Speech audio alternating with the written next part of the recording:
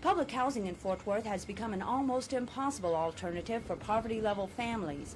The Fort Worth Housing Authority says there are rarely any vacancies in the projects, and once a family has been approved, it takes more than a year to be placed. Directors of the city's 5 public housing projects frequently meet to discuss overcrowded conditions, especially housing problems confronting senior citizens. John Dockendorf, director of the Housing Authority, was asked what the poor do when they can't get into a city project.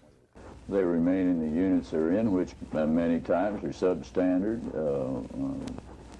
There's really no place for them to go. Would that perpetuate substandard homes throughout the city? Yeah, because it's pretty hard to evict somebody from a substandard home if they at least got a roof over their head. And this is a problem and a social economic problem that you do have to consider.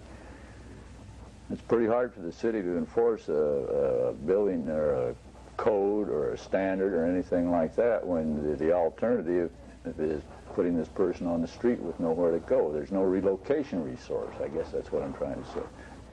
As Dockendorf said, more public projects would alleviate the housing shortage, but another solution would be more apartment and housing development on all economic levels in the city. He said a domino factor would go into effect and more dwellings would be made available that the poor could afford. But Jimmy Rogers, past president of the Builders Association and head of Colony Homes, says it's extremely costly to build in Fort Worth because not that many places are left to develop. Plus, he says, builders must go through a lengthy procedure at City Hall to get a development approved. It's in the fact that it takes such a tremendously long time to get a development from the start to the finish where you can start building either homes or apartments in it. Would you say that there's a lot of red tape involved in Fort Worth? Yes, I think in my opinion, the time element that it takes to do a development in Fort Worth is the major cause that developers have gone elsewhere. And if Fort Worth decides that they can change that and will change it, I think that the developers will come back.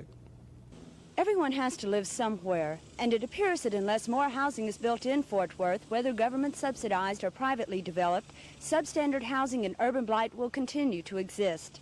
Candy Chestnut, the Texas News.